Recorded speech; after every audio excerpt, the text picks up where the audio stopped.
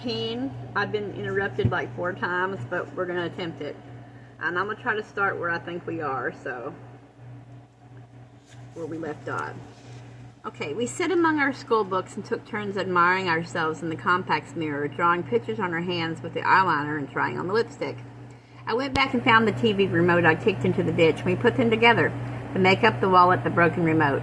We set them up like a shrine. The spell is working, Jude said. Look, the lost things are coming home to be found.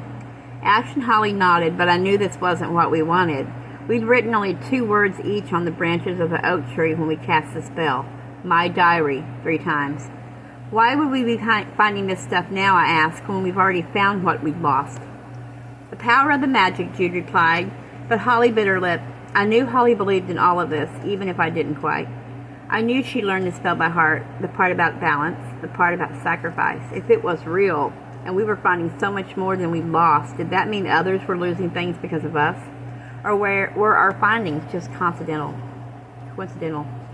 We started on the beers that afternoon in the branches of a tree, and when we got tipsy we stumbled down to the lake and waded in the water. It started to rain, and we sang and laughed, and under the drizzle, drops collecting on our hair. In the shallows, Jude and Holly kissed. Ash and I clapped and whistled, but I thought I saw a look of pain flash across Ash's face. We fell over each other and the rocks on the shore. I stepped on something sharp and looked down to see a set of car keys poking between my toes. I pocketed them and drank some more. The rain became a storm, thundery showers blurring the world around us. Since we were wet already, we all took off all our clothes and swam in deeper. Holly averted her eyes as we undressed, and Ash and I pretended not to watch, but we caught each other looking and reluctantly grinned. Holly is thin and very white, blue veins showing under the translucent skin of her chest, veins like lightning strikes connecting her hip bones and rivering down to the soft blonde hair underneath. She looked like she might disappear into the water and never come out again. Ash is more like me. Our thighs touch and our breasts are round, and hair between our legs is coarse and wiry, mine black and hers as red as the fiery curls. Jude stood naked on the largest rock under the rain, beer bottle held aloft. Boys' bodies are strange to me, not quite human. But maybe that's because I've seen so few. I'm used to the way I look, to girls' bodies in changing rooms, to the hairs and lumps and curves and colors, but boys are different. There is something entirely other. My breath caught in my throat, but I tried not to make it obvious. I think we all breathed easier when Jude joined us on the water. We giggled and shivered, keeping our beer bottles just above the water, gulping them as we went. Splash, splash, ducking one another and drinking lake water. Kiss, kiss, Holly and Jude wrapped around each other and me and Ash watching. A pair of reading glasses floated by and Ash grabbed them. When we came dripping out of the lake, a soccer ball rolled down the hill toward us. Hairpins twinkled in the rainy trees. I reached up and picked one like a silver star-shaped fruit. We rode home late and shaking, wobbly on the flooding road. I was lucky. My sisters covered for me. They smuggled me upstairs and stood me in the hot shower, fully clothed until I was warm and sober. They told Mom I'd eaten something funny, and they tucked me into bed. Holly's parents were less forgiving. She spent the evening crying in her room, grounded until after the exams. Ash's parents tried the same trick, but only got a screaming match. Ash is not the crying type. Mom and Dad are worried, Holly whispered over the phone to us the next day.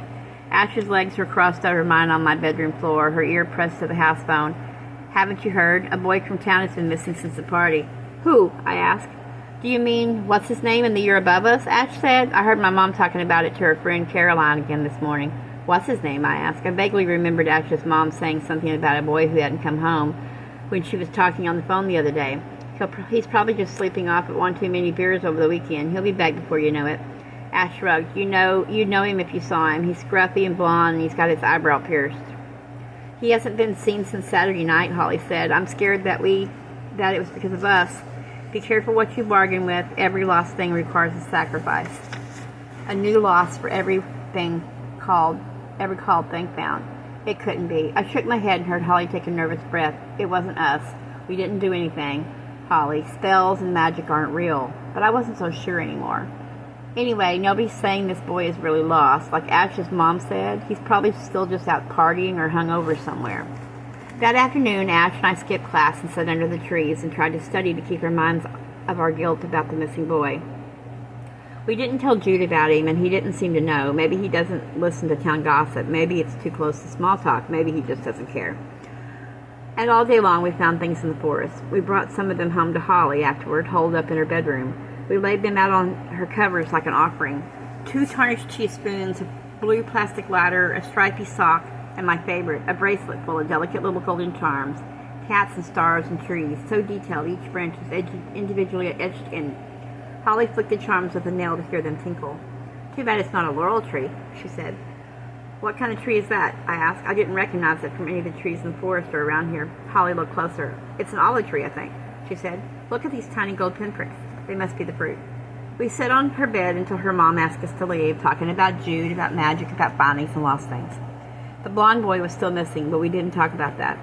Jude is the greatest thing we've found, Ash said. Holly nodded, and her smile was so wide. My heart's the greatest thing I've lost.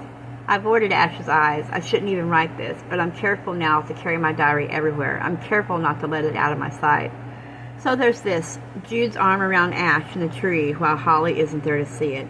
Jude and Ash wandering away from me. Laughter dappled through the leaves. I'll go ahead and start chapter 15, Olive. Thursday, May 11th. Lost. Reading glasses, purple. Pink blocks leather handbag, gold clasps. On Thursday morning, I am awoken by my door being thrown open and Seamus Henney boomed by my father from the top of the stairs. I suffered through a hazel stick for Catherine Ann until the bit about cows before shutting my door and thunking my half-asleep head against it. At least he's moved on from garage, Mom's observed when I had shuffled downstairs for breakfast. She's on the second copy of the morning. I can tell by the ring stains on today's paper, and is sorting through a towering pile of notebooks and old papers on the kitchen counter. Her hands are tanned and calloused, the fingers covered in large silver rings, Celtic swirls and thick leaf patterns, big turquoise stones. A cloud owl with a tiny sapphire in the center serves as a wedding ring. Small mercies, I mutter. She disappears into the study and comes out with another pile of papers that she spills onto the table to sort through next. She has moved a bunch of boxes of her old stuff out of the study, and they are currently stacked by the table, threatening to topple onto the dogs. I push Cocoa Pop's head away from my plate. Dad comes into the kitchen with a sleepy Max in his arms and doesn't even put him down before kissing Mom. Ew, Max whispers. Dad drops him onto a chair and kisses Mom harder. Take it outside, lads, I say.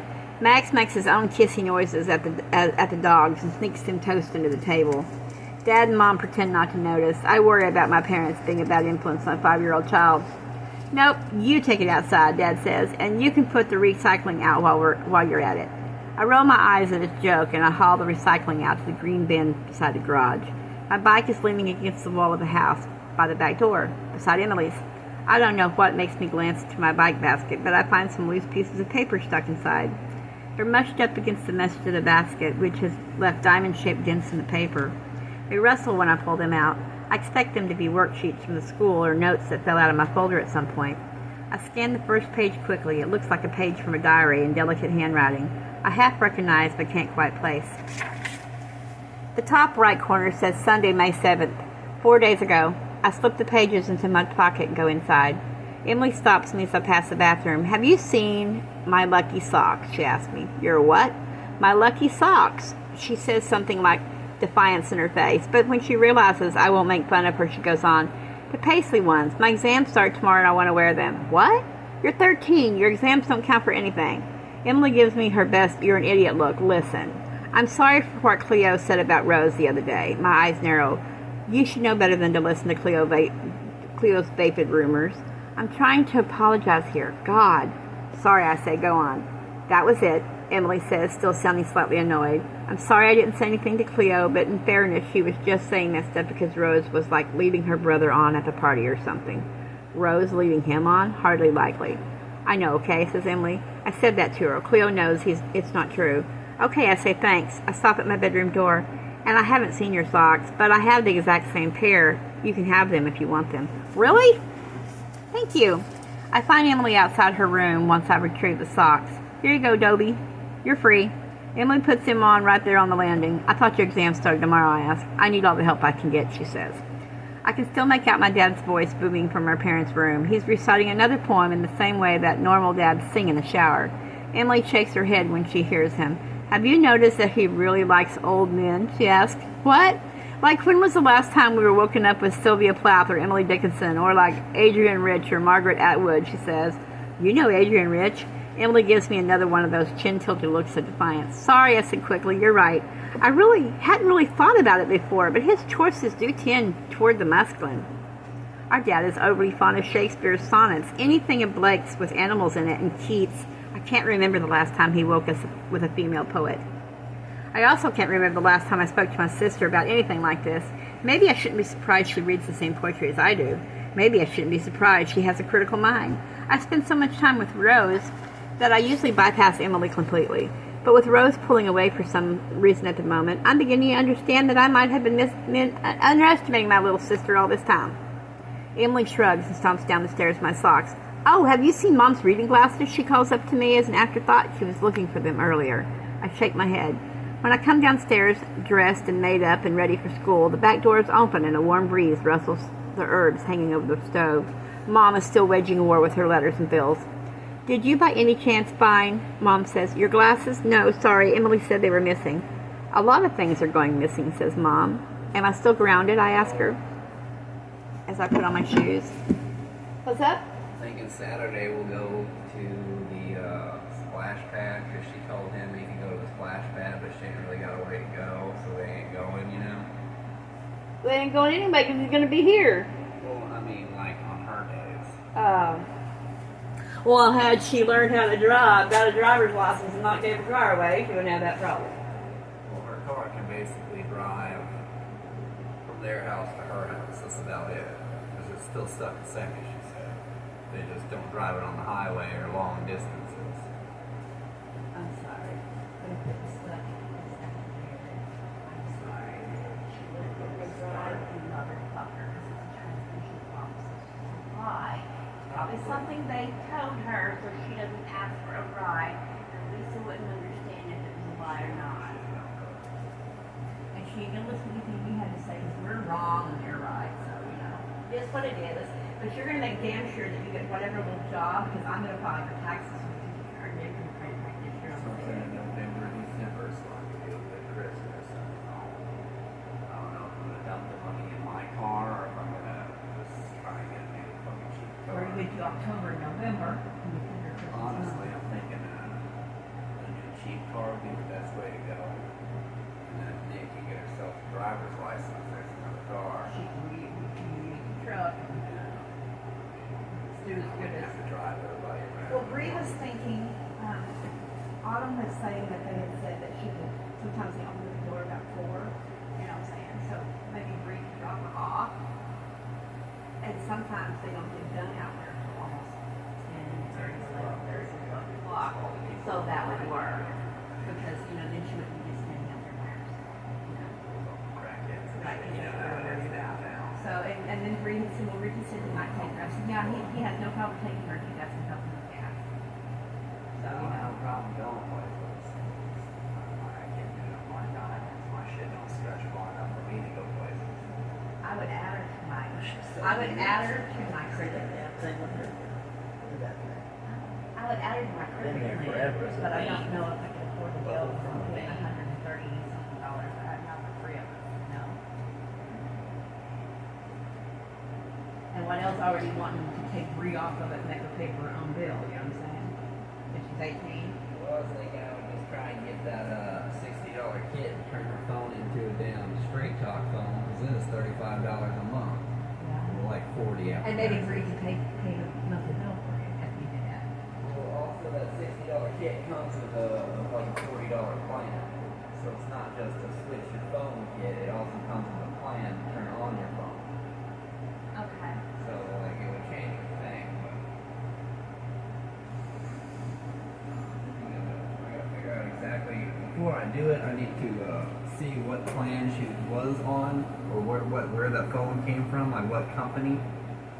Because you got to put a SIM card Well, she probably matching. won't be here today because she's got to go back over Well, here to they're this woman's in, house. they're in the bathroom doing stuff. I know because she's got to go back over to this woman's house at least until the 1st because she's trying to help her. She's trying to legally help her get, That stuff sent to her instead of them. yeah, and maybe possibly get her birth certificate, this, that, and the other that she has to have. Because she was able to help Dalton get everything he needed when they went getting the shit. Yeah, that's good. So it's kind of scary to me though because she's directly across the street from where they get Michael Grandma, lives. cousin, Grandma. the grandmother who lived directly across the street from these people. And that's where all of them lived before they got this So house. it's like if grandma sees them, so say if they're over here, they could just show up, you know? Yeah, I know. I get it. So we're gonna wait and Don't put have to these. hop in a We're car gonna or wait go and in the put house these and- out next year when we What are those, the redesign. lights? Those things that Allie got me. Lights, Yeah, that will glow in the dark because they're solar people. So we'll wait and use these next year when we do everything. Yeah. And I figure we would put one on each one of our. If we're doing long beds, we can do one on this end, one on this end, so you know there's a bed there, you know, in the nighttime. Yeah, well, next year, I'm sure by the time next year rolls around, I'll have dug up the ground right there where that one is, the pool's sitting now. And I'm going to do that one the whole width of the pool, not just a big rectangle like it did. So everything that was dead out there is going to be dug the fuck up. This is going to be a little bit bigger than I I did think last we time. need to do this at the beginning of January after it snowed and start preparing our Killed garden. everything off. We start preparing our beds and shit in van. Getting them all You fucking know, weeded out. I want to through the holidays and stuff. Like every little bit of money, once we're caught up, every little bit of money I can get, I want to start getting the UV. Dude, I don't understand. You go up there and see what these tomatoes look like. Yeah. Check the tomatoes, and you need to check that other shit badly. See if we got something growing out there.